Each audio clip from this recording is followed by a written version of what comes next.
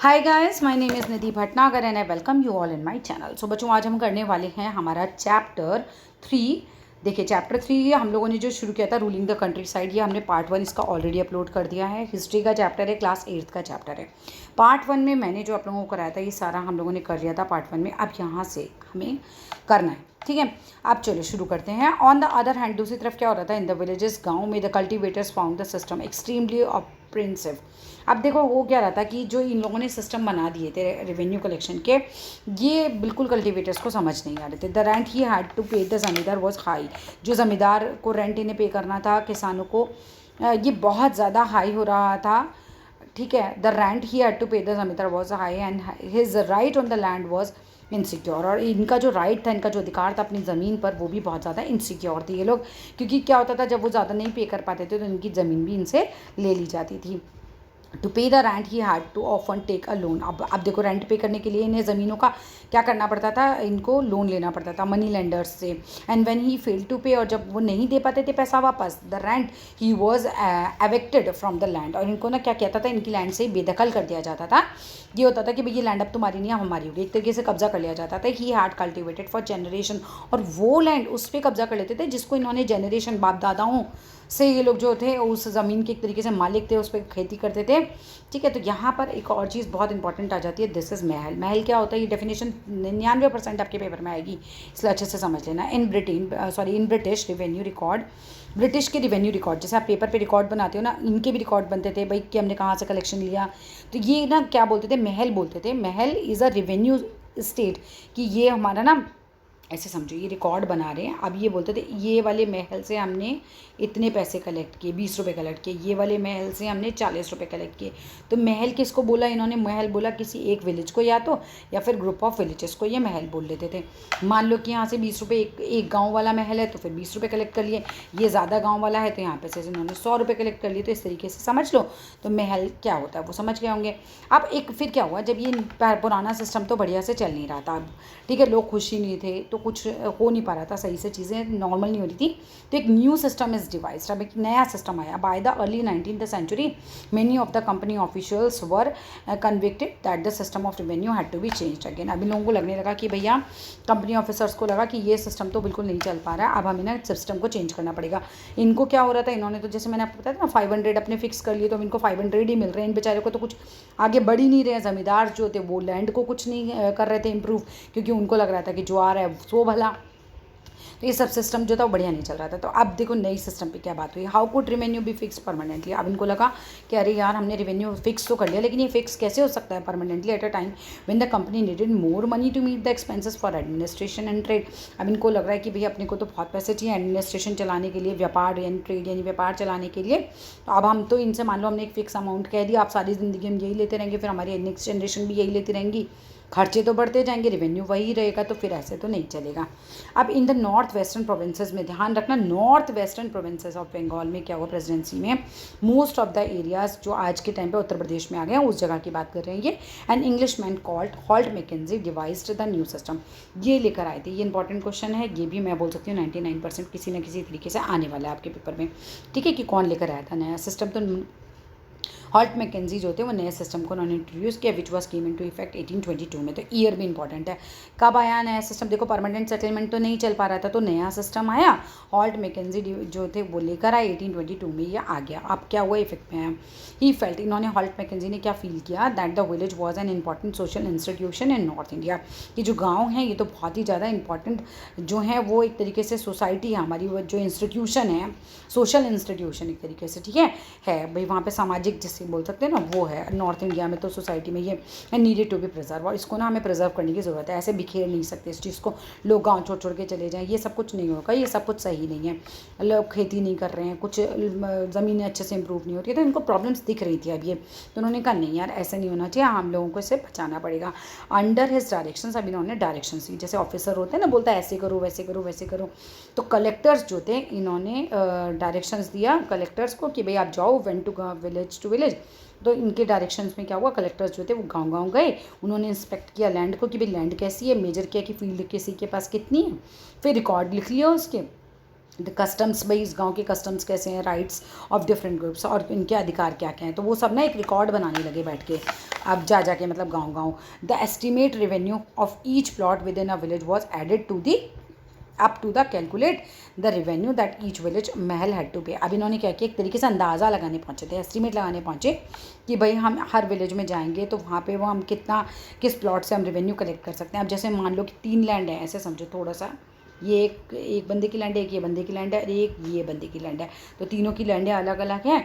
अब मान लो कि ये जो छोटी वाली लैंड है लेकिन सबसे ज़्यादा उपजाऊ है, इसकी ज़मीन की क्वालिटी बहुत अच्छी है, तो इसका रेवेन्यू सबसे कम हो तो ये कोई ज़रूरी नहीं। ये बंजर लैंड है, बड़ी है लेकिन बंजर है, तो इसका रेवेन्यू कम होना चाहिए। तो इस तरीके से वो ना जगह जगह जाके अंदाज़ा लगाने लगे, इसीलिए वो हर चीज़ देख रहे थे कि भाई ज़मीन कैसी है, कितना उसका साइज़ है, अब हमें यहाँ से कितना रेवेन्यू ले लेना चाहिए, ये रिकॉर्ड वो बनाने लगे वहाँ पर जाके। This demand was to be revise periodically. अब ये भी हो गया था इस वाले सिस्टम में कि जो डिमांड थी, पहले तो उन्होंने कहा था ना हम फिक्स रखेंगे, ठीक है, जो हम 500 रुपये का एक एग्जांपल लेके चल रहे हैं कि भाई 500 है, 500 है, हर महीने 500 रहेगा, हर साल 500 ही बना रहेगा, इस तरीके से। लेकिन अब इन्होंने कहा कि नहीं भाई, पीरियडिकली ये चेंज होगा, परमानेंट तो नहीं रहेगा। The charge of collecting the revenue and paying it to the company was given to the village headman. एक नई और बात हुई कि इसमें ना जो विलेज हेडमैन था, पहले तो ज़मींदार कर रहे थे कलेक्ट, लेकिन अब जो था विलेज हेडमैन को दे दिया गया था कि भाई आप जो है पैसे लेंगे, कलेक्ट करेंगे, रेवेन्यू कलेक्ट करेंगे और फिर पे कर देंगे आके कंपनी को। पहले तो कौन कर रहा था, जो राजा और ताल्लुकदार थे उन्हें ज़मींदार बनाया गया था, वो करते थे ये काम।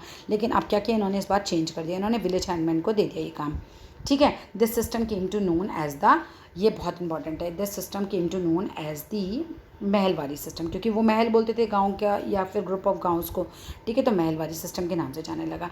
अब एक और सिस्टम है, ये जो महलवारी सिस्टम था ये था नॉर्थ में, अब मुनरो सिस्टम आया साउथ में, ध्यान रखना मुनरो सिस्टम आया साउथ में। In the British territories in the south there was a similar move away from the idea of permanent system. अब देखो परमानेंट सेटलमेंट तो चल नहीं पा रहा था, तो साउथ में भी नहीं चल पा रहा था, तो साउथ में क्या हुआ, फिर एक मुनरो सिस्टम आया। अब the new system that was a devised came to be known as, अब इसको क्या बोलने लगे, रॉयतवारी सिस्टम या फिर रॉयतवार बोलने लगे, इसका नाम है, ठीक है। जैसे वो महलवारी सिस्टम कहलाया, ये फिर मुनरो सिस्टम जो था इसी का नाम था, ये रॉयतवार या फिर रॉयतवारी सिस्टम। इट वॉज ट्राइड, कोशिश की गई ऑन अ स्मॉल स्केल। भाई पहले तो उन्होंने ना, किसने, कैप्टन अलेक्जेंडर रीड ने क्या किया कि कुछ एरिया में कोशिश करी इस सिस्टम को लागू करने की, that were taken away by the company after the wars with Tipu Sultan. अब जो कंपनी के जो झगड़े होंगे, टीपू सुल्तान से जो युद्ध हुए होंगे, तो जब टीपू सुल्तान हारा होगा तो कुछ ज़मीनें भी हारा होगा, उन ज़मीनों पर इन्होंने जो है ये सिस्टम लगाने की कोशिश की। किसने लगाने की कोशिश की थी, कैप्टन अलेक्जेंडर रेड ने, नाम अच्छे से याद कर लेना, ठीक है। सब्सिक्वेंटली डेवलप किया गया। अब धीरे धीरे इसको डेवलप किसने किया, देखो इन्होंने अलेक्जेंडर रेड ने क्या किया था, चालू किया था, लेकिन डेवलप किसने किया था, थॉमस मुनरो ने किया था। This system was gradually extended all over the south India, और धीरे धीरे साउथ इंडिया में पूरा सिस्टम ये फैलता चला गया, मतलब बढ़ता चला गया, ठीक है। रेड एंड मुनरो ने felt that in the south there were no traditional zamindar. सब उन्होंने महसूस किया, क्योंकि देखो नॉर्थ में तो जमींदार होते थे, लेकिन साउथ में इन्होंने महसूस किया कि ट्रेडिशनल जमींदार यहाँ नहीं है। The settlement they argued had to be made directly with the cultivators riots. अब ये डायरेक्ट कैसे कर सेटलमेंट करने लगे, ये सेटलमेंट हुआ डायरेक्ट कल्टिवेटर्स से, जो रॉयट्स कहलाते थे। अब ये याद कर लेना, मैडम ऐसे पूछ सकती है कि भाई रॉयट्स कौन थे, तो कल्टिवेटर्स थे। Who had tilde the land for generations, जो मतलब जुताई कर रहे थे लैंड की बहुत ज़्यादा जनरेशन से, बाप दादाओं से, मतलब उनकी ज़मीनें थी, तो डायरेक्ट जो लैंड ऑनर्स एक तरीके से कल्टिवेटर्स थे, उन्हीं से जो इनका सेटलमेंट हो गया था। Their field had to be carefully and separately survey. अब देखो इनकी फील्ड जो थी, जा जाके जैसे मैंने भी आपको दिखाया, अलग अलग खेत ये जाते थे, सर्वे करते थे कि भी कैसे रेवेन्यू इनका कितना लेना चाहिए, उसका असेसमेंट किया जाता था। Munro thought that the British should act as a parental father. Munro अच्छे थे, वो कहते थे कि भाई ब्रिटिश जो हैं, अंग्रेज़ जो हैं, उनको एक फादर की तरह, पेरेंट की तरह जो है फिगर की तरह आना चाहिए, प्रोटेक्ट करना चाहिए, ठीक है, और इनका चार्ज लेना चाहिए। अब क्या होता है, ऑल वॉज नॉट वेल, लेकिन फिर भी बड़ी कोशिशें हुई, लेकिन सब कुछ भी तब भी सही नहीं चल रहा था। With in a few years, कुछ सालों में क्या हुआ, after the new system was imposed, जब नया सिस्टम लागू हुआ, इट वॉज क्लियर, ये बिल्कुल क्लियर था that all was not well with them, सब कुछ तो बिल्कुल सही चल नहीं रहा है। अब क्या हुआ, driven the desire to increase the income. अब देखो इन लोगों के तो, अंग्रेज़ों के तो दिमाग में चल ही रहा था भाई कहीं ना कहीं से अपने को तो इनकम करनी है, लैंड से भी पैसा लेना है अब अपने को, तो डिज़ायर जो थी इनकी इंक्रीज़ हो रही थी इनकम बढ़ाने की लैंड से, अब क्या हुआ, रेवेन्यू ऑफिसर्स जो थे उन्होंने फिक्स कर लिया था बहुत ही ज़्यादा टू हाई रेवेन्यू डिमांड। अब वो जा के हम गए तो वो खेत ही थे, लेकिन उन्होंने जो रेवेन्यू फिक्स किया था वो बहुत ही ज़्यादा था। पीजेंट्स वर अनेबल टू पे, बेचारे किसान कहाँ से पे करते, तो वो बिल्कुल अनेबल थे पे करने के लिए। Ryots flee the countryside, अब रॉयट्स जो थे फ्लैड होने लगे, वहाँ से भागने लगे, बोले अपने को तो काम ही नहीं करना है यहाँ पर, जितना कमाओ उतना तो इनको दे दो, तो हम क्या करेंगे काम करके। The villages become deserted in many reasons, तो खाली हो गए एक तरीके से बहुत सारे गाँव, तो ठीक है, और लोग ही नहीं रहते थे तो रेवेन्यू देता कौन इन अंग्रेजों को, तो फिर प्रॉब्लम आ गई। ऑप्टिमिस्टिक ऑफिसर्स जो थे, आशावादी, जिनको होप रहती थी, हैड इमेजिन, उन्होंने इमेजिन किया that the new system would transformed the peasants into rich enterprising farmers. अब जो जो आशावादी थे, जो होप रखते थे अच्छी, पहले तो उन्होंने ऐसे सोचा था कि अब भाई ये नया सिस्टम आएगा तो क्या होगा, पीजेंट्स जो मतलब उनकी भलाई भी सोच रहे थे वो, उन्होंने बोला कि भाई पीजेंट्स भी जो है वो रिच हो जाएंगे, रिच फार्म बन जाएंगे farmers, but they did out, ऐसा नहीं हो पाया, डिड नॉट हैपन। अब क्रॉप्स फॉर यूरोप के बारे में पढ़ेंगे। द ब्रिटिश ऑल्सो रियलाइज, अंग्रेजों ने भी रियलाइज़ क्या किया, that the countryside could not only yield revenue, कि भी कंट्री साइड को हम केवल ना रेवेन्यू के लिए नहीं रखेंगे, और भी देखो it would also grow the crops that the Europe required. अब इन्होंने कहा, पहले देखो रेवेन्यू इनके दिमाग में चल रहा था, लेकिन अब इनके दिमाग में एक और ख्याल आया कि क्यों ना हम यहाँ पर वो फसलें उगाएं जिसकी यूरोप में डिमांड हो, ले जाएंगे यहाँ से, वहाँ बेचेंगे, खूब पैसा आएगा, पैसा पैसा पैसा, बस that is the only motto of them. ठीक है, अब by the late 18th century the company was trying its best to expand the cultivation. अब क्या हुआ, कंपनी जो लेट 18th सेंचुरी थी, कंपनी बहुत कोशिश करने लगी अपनी किस तरीके से फैलाया जाए कल्टिवेशन, किसका, ऑप्टियम और इंडिगो का। बहुत इंपॉर्टेंट है, ध्यान से समझना, किसकी, इन दो चीज़ों का जो थे, ये चाहते थे कि लोग खेती करें, ठीक है, ये दो चीज़ें थी वो।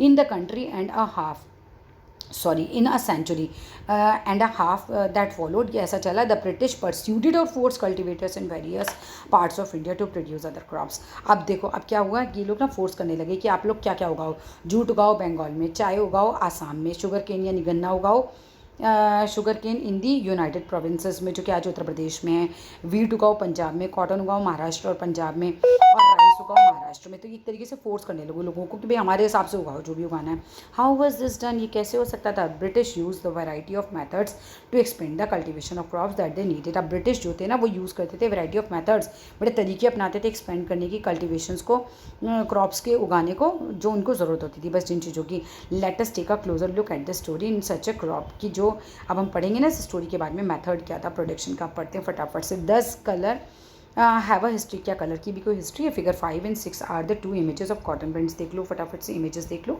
ये देखो ये इमेजेस हैं, अभी मैं आगे बताऊंगी इसके बारे में। The image on the left show करती है Kalamkari, printed created by the weavers of Andhra Pradesh in India. अब ध्यान रखना कलमकारी कहाँ की है, आंध्र प्रदेश की है, ठीक है। ऑन द राइट हमने जो देखा ये फ्लोरा कॉटन प्रिंटेड डिज़ाइन है, प्रोड्यूस किया गया था किसके द्वारा, विलियम मॉरिस के द्वारा, एक फेमस पोइट थे, आर्टिस्ट थे 19th सेंचुरी के। तो विलियम मॉरिस कौन थे, ये भी ध्यान रखना कि एक फेमस पोइट और आर्टिस्ट थे 19th सेंचुरी के। There is one thing common, दोनों चीज़ों में वन थिंग कॉमन क्या है, that the two prints both use a rich blue colour, दोनों में रिच ब्लू कलर है। आप देख लो, आप देखो दोनों में ब्लू कलर रिच हो रहा है, मतलब काफ़ी ज़्यादा यूज़ किया। कॉमनली कॉल्ड इंडिगो, इस कलर को बोलते थे इंडिगो। डू यू नो, क्या तुम्हें पता है how the colour was produced. अब ये इंडिगो कलर कैसे बनाया गया, the blue that you see in these prints was produced from a plant, एक प्लांट से बना जिस प्लांट का नाम था इंडिगो।